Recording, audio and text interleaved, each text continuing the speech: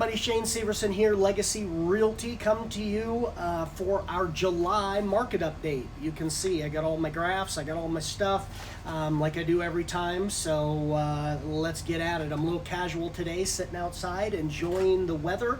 I was hard at work, getting a bunch of stuff done, and thought, you know what, I'm going to shoot my market update just like this, and I'm working, so let's keep it working. As we talk every week, if you watch these monthly market updates, you will start to see trends. If you don't watch them, it's probably all new to you, so this will be new information. But if you do watch, you hear the same thing, the same trends and everything else. Two things I want to hit on to start are home sales. What that basically means is the homes that are actually selling in July. From last year, we are actually up 4%. So we have 4% more homes that sold this July than last. Now, what's interesting, and I'll talk about in a second, but those numbers are slightly down from June. So that's kind of interesting how last year we're up from last year and from last month we're down. New listings, how many homes are hitting the market and coming on? We are actually up 3% new listings this year over last, but again, we're slightly down from last month. So it's kind of interesting how a market could be going up, but also be going down. How can that happen? Well, it's the same thing I talk about every single month, and that is our market is increasing. Right now we're going at about 4%. Our average sold price for single family home is up 4%. Now that's higher than what we've seen over the 1-2%. I have been saying over the last 3 or 4 months that I think our numbers at 1-2% increase were a little low due to the mass overbidding, and it would level out around 4 or 5% was my projection. So we are at 4%, so that's kind of what I've been expecting, and that's what we are seeing. We'll see if that holds true. But anyway, back to my point, the market is increasing right now, 4%, used to be at 10%. But we also have that fluctuation during the market, and the peak is April, May, and then it starts to taper off and drop. So what we're seeing is we have more homes coming on the market, more listings. The market is very strong. It's increasing year after year, but why is it lower? We're seeing that taper off, and it's starting to slow down already. We're in August. We're starting to see that taper off and slow down towards the end of summer. Kids are back in school, and we see less homes hitting the market, and all that activity, the majority of it has hit. So anyway, that's why we see that. I thought it was kind of interesting, so I thought I'd point that out. One thing that's also interesting are weeks of inventory. Every single month our weeks of inventory has been increasing, and this month it is at 7, and it was at 7 before. So we are holding at 7 this month, and I thought that was kind of interesting. And so we're starting to see that level out, which is great news for sellers. So the less inventory, more supply, or less supply, more demand, inventory's low, prices stay up and increases the market. So good news for sellers. Last thing I want to hit on as far as these stats and so forth is average days on market. So our average days on market last year were 29. We're seeing that increase every single month, year after year. Currently, the average days on market are 32. So it jumped 3 days, average days on market. Now, here's what's interesting about the average days on market. It depends on the neighborhood. It depends on the price. It depends on the home. All of those things fluctuate. So it's interesting. I had somebody ask me that was looking at selling. It's a problem with outside, I guess you get bugs and flies, but anyway, I had somebody asking me, they're looking at selling their $1 million home, and the question was, what do you think the days on market will be, and for a $1 million home? And I said it totally depends on the neighborhood and so forth. And so if we look at just in general, so you can get an idea, our average days on market for a $300,000 to $400,000 house is right around 25 days. $400,000 to $500,000 home, it's 26 days, so that's up a day. But if you jump to the 700 to 800, it jumps all the way up to 46 days on the market, almost doubles.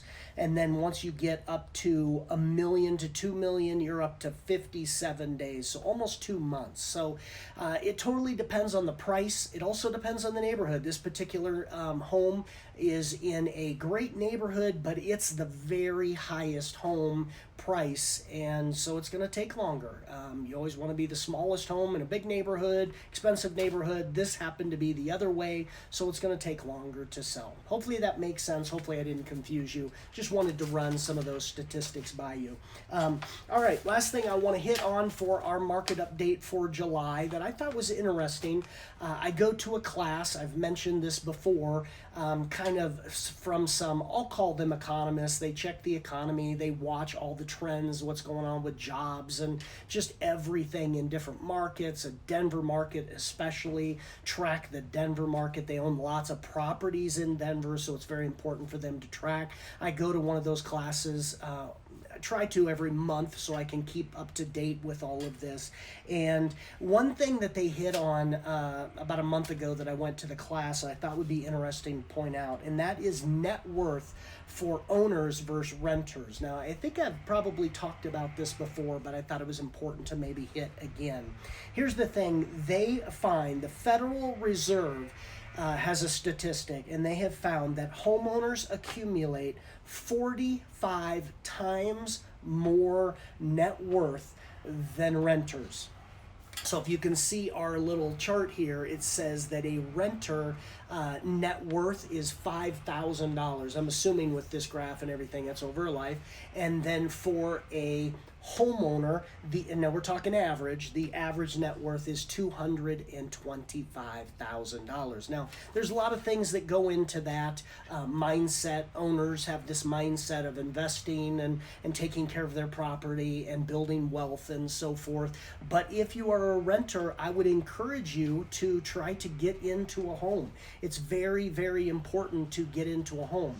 I was thinking about this. In the Denver market, we've been increasing 10%. How can you accumulate so much more wealth? And part of it is just the increase in values. If you bought a $500,000 home, which, believe it or not, is our average here in Denver, in 1 year that grew before $50,000.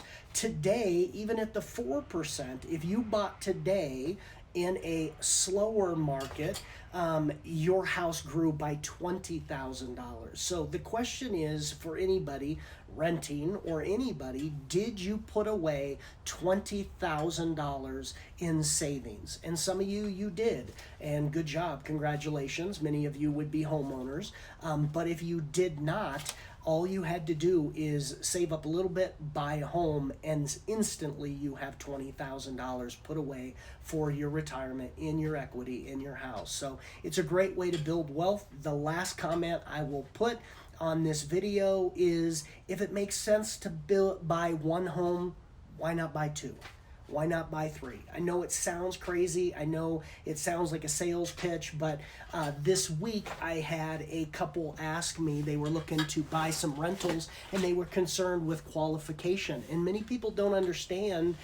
They think that if you barely scrape into one house, there's no way you would qualify for two. And that's not the case. Here's the deal. If you buy one home and you qualify, when you are ready to rent that property out, you rent it. Now, the rent gets counted off of the mortgage. So if it offsets, now you qualify for another house. So basically, you buy a house, you rent it out, the rent offsets the mortgage. Now you have the qualifications to go buy another home. Now you own two.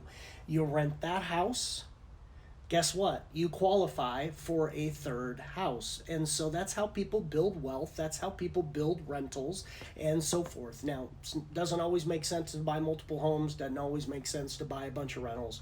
But some people do, and they make lots of money. So if you're thinking about it or contemplating, don't quite understand what I'm talking about, give me a call. I would love to chat and talk to you more about the details of how you can build wealth in real estate. God bless you. I hope that helps.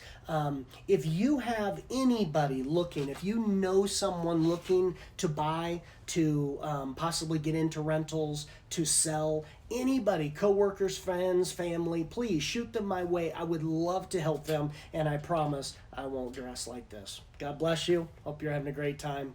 We'll talk to you real soon.